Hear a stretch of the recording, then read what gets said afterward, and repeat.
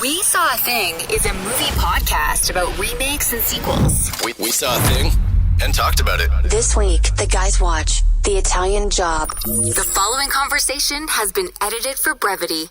You probably have a lot of Michael Caine movies you can watch. Yeah, I mean, he's in so many Chris Nolan movies, and we know my love for Chris Nolan, so. Exactly. So that makes that easy. And since Tenet has been again indefinitely postponed, you got to go back to the catalog. You got to go back through the Michael Caine catalog all the way back to 1969 and The Italian Job. I'm very curious what you're going to have to say about this movie. Well, I will tell you, but I'm curious about what you have to say. I feel like the movie starts with him just having sex with like 36 women. At least. And that's the character development we're given for him. And the character development we're given for his girlfriend, ? Is that she's okay with it if it's her idea, but she's not okay with it if she's not involved somehow. Really not okay with it if it's not her idea. Yeah, which is fine and totally fair. And the problem I had with the beginning part of the movie is that I really enjoyed the interaction between him and her, and there wasn't much of it. She wasn't in the movie really much at all. And I found that every time the two of them shared the screen together, I enjoyed the movie more. So I was kind of hoping she'd be in it more. And then I was also hoping that I would have some sort of connection with literally any of the crew. But because of the way we're introduced to them, I didn't really care if any of them got caught or hurt or really anything. What, you didn't care about the professor who liked really big-boned ladies? I didn't, no. He was the creepiest person on that crew. Which is saying something, because that crew's pretty creepy. I'm pretty sure there was some, like, assaults. Yeah. Assaults were occurring. Yeah, it was a creepy crew. Michael Caine wasn't super charming in it, and I normally really enjoy him. I don't know. I didn't enjoy it. I didn't enjoy this movie, Jay. All right, here's my question to you. Out of any movie from the 60s, when you're looking back and you're like, you know what movie gets a remake? Would you ever consider this movie as being like, you know, we got to do that movie? It's also a weird one because I felt like when I was watching the remake that it really was just F. Gary Gray's audition to do a Fast and Furious movie, because all the Fast and Furious elements of it worked really well.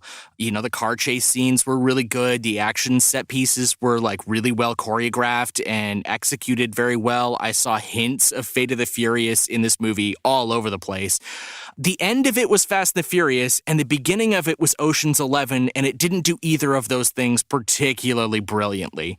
And so the whole time I was left watching the remake thinking I would rather be watching a better movie. Yeah, no, that's fair. I thought the original was like a movie about planning a heist, and then we watched 40 minutes of driving heist stuff, and then we get a whole bunch of storylines that are not tied up.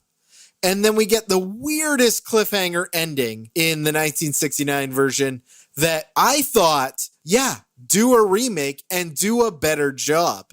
And for me, F. Gary Gray's Italian Job is a better job because I care about all the people for the most part. I really, really want Edward Norton's character to die. And it's so loosely based on Mini Cooper's driving, and his name is Charlie and her name is Bridger, that it works very well as a remake. Yeah, I agree with you. I think Ed Norton and Charlize Theron deserved to be in a better movie. They acted the shit out of these roles, and they were incredibly entertaining as these characters. Charlize Theron looked like she was having a blast, like that sequence where she's running the gauntlet in her Mini. Of what it would be like to drive through Ed Norton's house. And she just looks like she's having such a great time. But that also reminded me of a very similar scene, and I think it was Fast 5, when they're doing basically the same thing in a warehouse, trying to figure out who's the fastest at the gauntlet so that person will be the getaway driver. There was just a lot of stuff that I felt like they were stealing from other places. But my biggest problem with the remake was that for a movie called The Italian Job, they basically just took the thing that they did at the beginning of the movie, which I'm very glad they did. I'm very glad we got a heist with this group to begin with because it made me care about them. And then to have one of their own die made me care about their stakes as well. So that was a stroke of genius. But then they just kind of redid that first heist a second time, but in LA. And I was really hoping for like the action driving set pieces of the movie to take place in like, some crazy winding roads in Europe, like in the original, or some, really cool backdrop of these old buildings and these old cities. So I was kind of disappointed the movie took place in LA. I was really disappointed that we didn't get those winding mountain roads. Right. Because the original, it looks so treacherous. It looks so cool in that opening shot. And I actually got a little bit dizzy watching him wind through the Alps before, obviously, the Mafia killed him. The weirdest thing in the world is having the Mafia in this film from 1969 because they do nothing except destroy some cars, and then you never hear from them again. Yeah, the stakes were weird in both movies. Like, there didn't seem to be a real purpose to have, like, this third entity involved in really either of the films. I didn't fully get that. I did enjoy that there were some nods in the remake, like them driving through the tunnel, all the minis and stuff. That was really cool. Like, the minis were they were so much fun to watch in the original film. They were so much fun to watch. I agree with you there. I know when Canada's Wonderland, and for our American viewers, Canada's Wonderland is kind of like a Six Flags, but here in Canada. And for a while, Paramount owned it. And every ride was named after a movie. So there was an Italian Job ride where they had I think it's called the Hollywood Effects track now, but it had these like design looking Mini Coopers that went crazy through tunnels and up and down and all over. I really wanted to go on that ride again. I don't even like rides, but I'm watching this film and I'm like, I like these Mini Coopers driving around so quick. I want to go do that ride again. It was cool watching them race around. Man, like, I really wanted to like both of these movies. The music is great in both movies. Really enjoyed the soundtrack to both. Quincy Jones in the original, fantastic. Although some of it felt a little out of place, but like in a fun way. Totally agree. Can we, like, you brought up the music. Really weird whenever Bridger's on screen. It's this old classical, and then it flips over to Charlie, and it's like this updated jazz track. Yeah. But they flip back and forth so much that it really feels weird. It was a disjointed, weird movie. Like, I appreciated what they were trying to do. We got a lot of character introduction, not particularly effective character introduction, but it was there regardless. We got the plan. We got them all meeting and, like, getting to know each other. And then basically, like, the last third of the movie, there's very little dialogue and they're just racing around, which, like, that's kind of how you want to set up a movie like that, right? Get all of your business out of the way at the front so that the end can just be this really interesting set piece. And so I appreciated that they attempted that, even though it didn't really work for me, because I just didn't feel like I had any stakes in the game by the time they were actually executing on their plan. None of it really mattered. To me, anyways. Because the only person you've really met at that point is Bridger and Charlie, and you don't really know anything about these people except that Bridger is a warden who was Charlie's warden, and he's crooked as hell, and he fronts Charlie doing this massive gold heist in Italy. And that's all you really know. I don't even care really watching the 69 version if they pull it off. It's fun to watch Mini Coopers driving up the side of a building. And it's fun to watch them like driving through canals and stuff while cops are chasing them or the equivalent thereof. And I think the reason they chose LA, because obviously they wanted to do an Americanized version of this, and it's called The Italian Job because at the beginning they're in Venice and they pull off the Italian Job, and it's all about revenge for what happens on the Italian Job. But I think the reason they wanted to do Los Angeles is because Los Angeles has some of the worst traffic in the world. So much hinges in the original on a traffic jam. So how do you update that film? You throw it into LA. And this is why it made me think of Fate of the Furious, is because how do you deal with that? And I think Fate of the Furious did it in a really creative way, whereas The Italian Job did it in a very like predictable way. Of course they're going to hack the system and they're going to, cause a traffic jam, and it was so dictated that that's what they were going to do that it was almost predictable. But in Fate of the Furious, same director, they find a really creative way of using cars to create a problem and have something happen specifically the way they want to by turning on all the autopilots for all of these cars and having them like come out of that parkade and just smash around that limousine and trap it in place. And to have all of these cars rushing around like that was really a creative use of the technology. Okay, yes. But respect F. Gary Gray's technology at the time. 2002 is miles away from 2018. For sure. Absolutely. I don't disagree with you there at all. I thought it was really cool that they blew the road so that the armored vehicle would fall through onto the subway tracks below. I thought that was awesome. I loved it. There were so many like little moments in this movie where I was like, I wish this moment was in a better film because there's so much there to enjoy.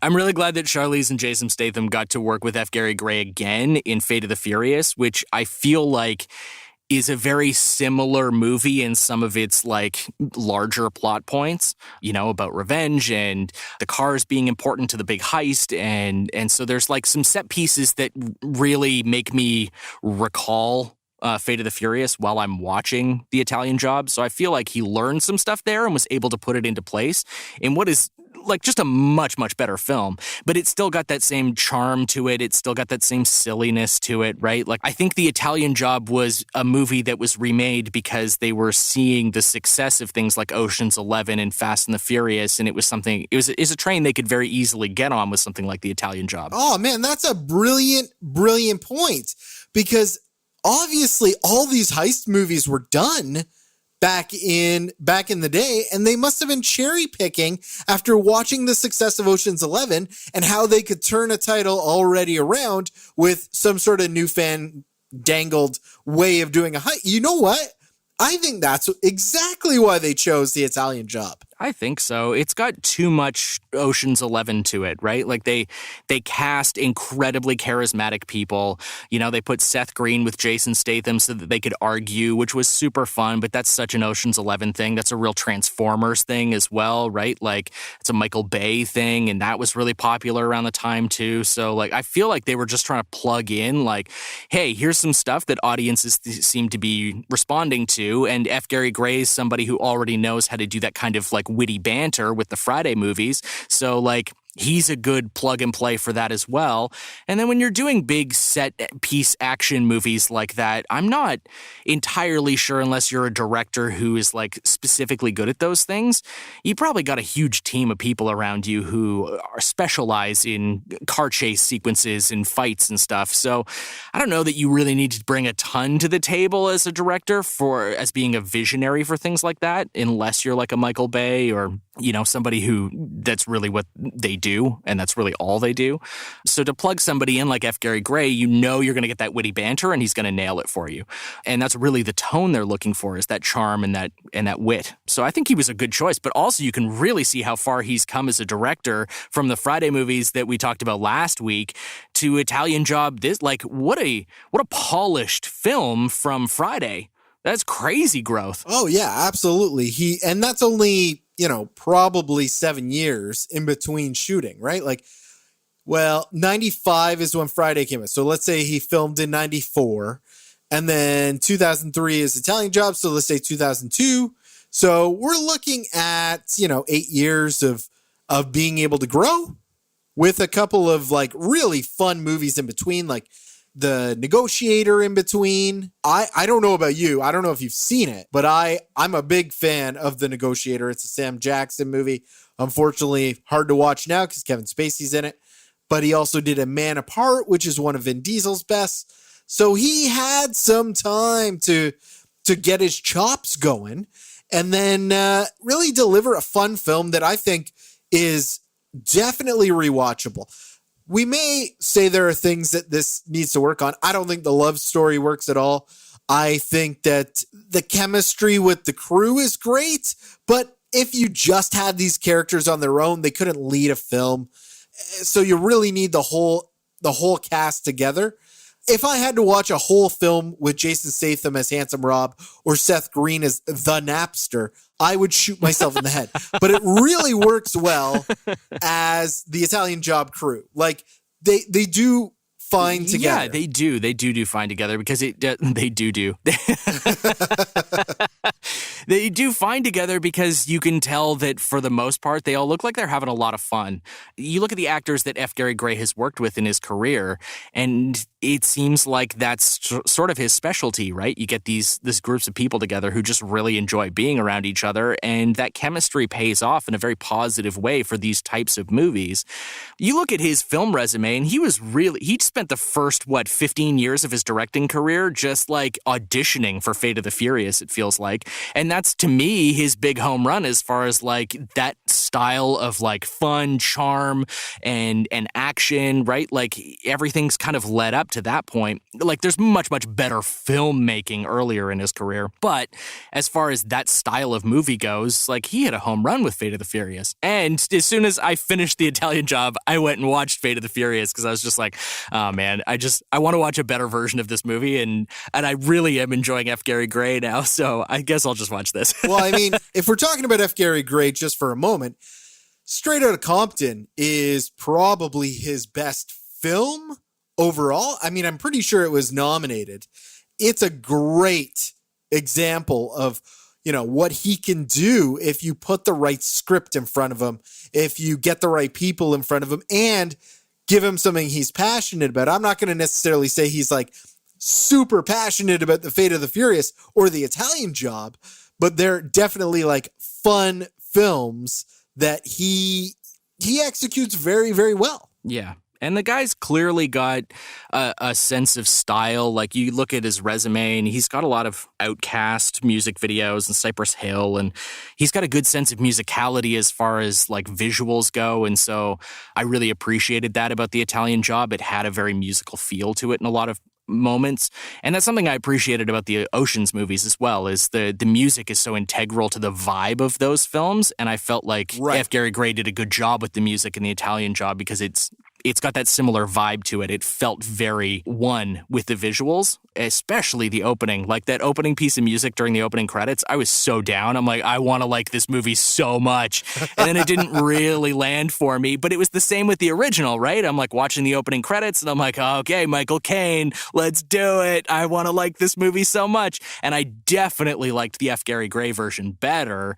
I don't know if I'll go back to either of them really very often, but I would go back to the remake much more often than I would go back to the original. That was just a weird one. I agree with you completely. I don't think I'm ever going to go back to the original. I thought the ending is not satisfying. Michael Caine's basically doing his best impression of his character that he is in all his 60 movies, which is like a womanizer who has some brains.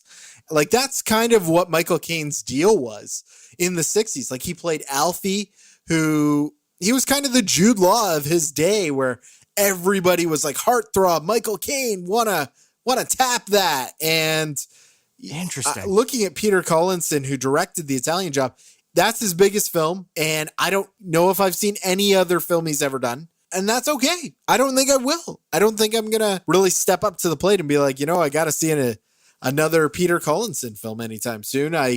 I'm glad I saw the original just to see where it was going to go. But like, I genuinely don't know why out of everything they handpicked this. It's sort of like the Thomas Crown Affair when we watched that. Like, why was that such a cultural film that you felt you needed to remake? And I'm assuming The Italian Job was just like really, really good at the box office. And what I wanted to know is like, okay, so Michael Caine's this big heartthrob, and this film is the one they pluck. So did it do well at the box office? Oh, and that is what I wanted to check. I'm very curious about that because I feel like I want to say it didn't do great. Internationally, The Italian Job actually did $113,000. Okay. But again, I don't know if that's good. It's an international film. It's a worldwide release. It came out domestic. It didn't come out domestically. It sounds like it was a United Kingdom project. So this must have been just like somebody really liked it. You know what this is? This is like the open your eyes and like somebody loved the story, bought the rights, and did it again. I don't know why you picked this one as a remake when you could have literally called it anything else and released it as a film. Like it didn't really have a ton to do with the original. Like, it didn't feel like a crazy remake. Were the Mini Coopers at that time making a comeback, or did they make a comeback because of this film? Well, my understanding, you remember when The Matrix 2 came out and there was the car that was, like, rushed to release because it, like, was such a big part of the movie? I have a memory that was a thing. So it was like they could partner with the minis because they were going to be a thing that was like newly back on the market, which was cool because like it was very effective as a marketing strategy for Mini. Like, I thought so. Based on that, I would totally have a Mini. That'd be awesome. Okay. What was your favorite part of the remake? My favorite part was just watching Ed Norton and Charlize Theron just chew scenery, especially as soon as you got Charlize behind the wheel of one of those minis or in front of a safe. Like, she just looked like she was having so much fun. Ed Norton's just, he kills it as a bad guy. I find it so easy to dislike him, and he looked like he was loving this character.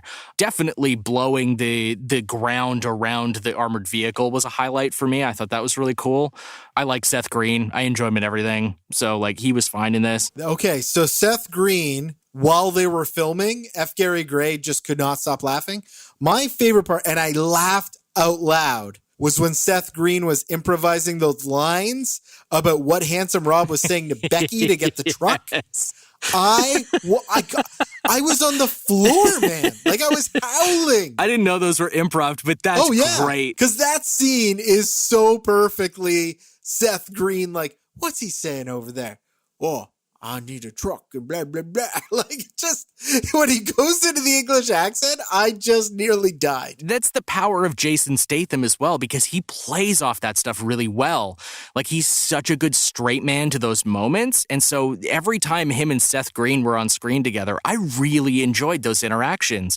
But it reminds me a lot of The Rock and Jason Statham in the Fast and the Furious movies. They've got that similar play to them. Yeah. But I enjoy it a lot more when it's Seth Green or somebody who's like a bit of a smaller stature. So you've got this like big giant muscle bound dude and this like Weasley nerd. And I enjoyed it so much, the back and forth. Like, again, dude, I really, really wanted to love this movie. There's so much charm to it, and it just whiffed on some weird moments, but it had some gold in there that I really, really enjoyed. Yeah, I don't know, man. Like, I enjoyed this movie. I don't think it's a good movie, but I enjoyed the hell out of it. Yeah, but this is some of our most favorite movies to talk about, right? Like, we're constantly referencing DCEU, MCU, Fast and Furious movies. Like, some of our most favorite movies to sit around and talk about, just you and me off the podcast, are these like really legitimately bad movies that are just way too much fun. Just obnoxiously fun. Yo, I just discovered something. That will change the way we think of the remake forever. Okay. Screenwriters Donna Powers and Wayne Powers had not seen the original Italian Job before agreeing to write the script for the remake. After that, they only watched it one time. And that was on purpose because they didn't want to copy the movie, wanted it to be their own. And I think they did that, and I think it's better. I agree. Never had seen it. They're like, sure. Yeah, but that's like, I was just reading about David Lynch and Dune, and Dune was like such a problem project to get going, and then David Lynch signed on to do it, and he'd never read the source material, he had no idea what it was, nothing. And then, of course, you know, that movie's supposedly not very good. Eventually, we're going to have to watch it for, the Denis Villeneuve remake that's coming out at some point when the world's less on fire, hopefully. So, like, that'll be an interesting watch, because it seems like a lot of these creators are like, yeah, sure, I'll sign on to do a thing, because like making money is a nice thing to do, especially when you're in a creative field and you don't always know where your next paycheck is coming from when you're freelance like that. So it's like, sorry, you want me to write the Italian Job remake? Oh, totally familiar with the source material. I'm on it. Don't even worry about it, right? I got you. And then as soon as you sign the contract, you like run away for a weekend and do all your research. Yes, exactly. Or they're just like, whatever, who cares? Honestly, at least, okay, so like in the original, all we get is just car chases and traffic jams. In the remake, you get a boat chase through the canals of Venice, and that was a really spectacular opening. Yeah, it got me invested in the characters. It got me to care about them, especially because you could tell that they all cared about each other. And then when Donald Sutherland is murdered, it gives them all a reason to kind of fight through the thing at the end. And it also gives them a reason to welcome Charlize into their ranks, which they're like hesitant to do. And I wish they'd spent more time on that. I wish they'd spent more time on her kind of proving her mettle to them, because it seemed like the thing that got them on board with her being part of the crew was that she was pissed at Ed Norton. But they were all pissed at Ed Norton, so that didn't really actually change anything internally to the group dynamics. It didn't prove that she was good at her job at all.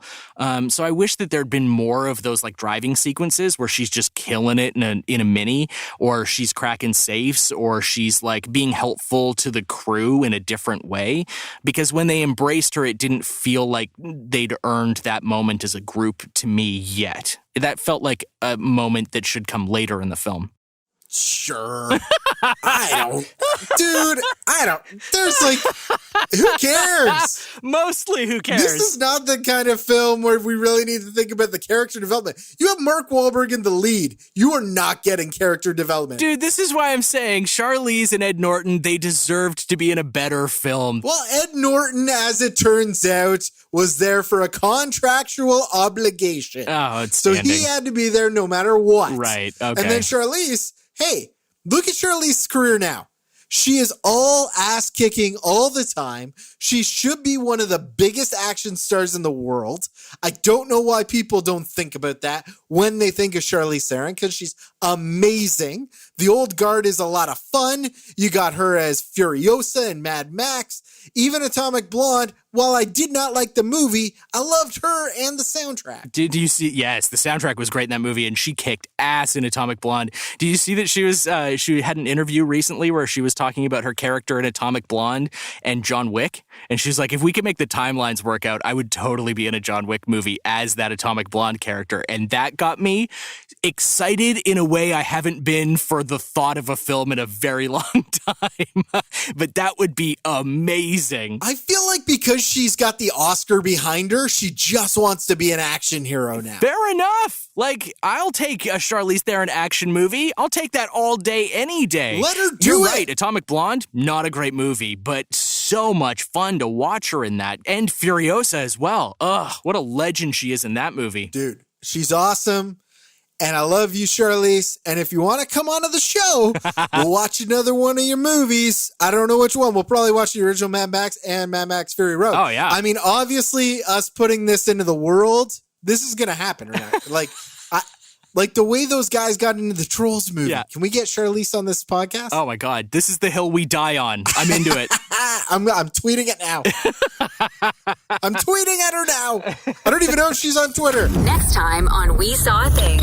Running all the way back to 1936 next week as we take a look at Mr. Deeds Goes to Town and the 2002 remake Mr. Deeds starring Adam Sandler and Winona Ryder.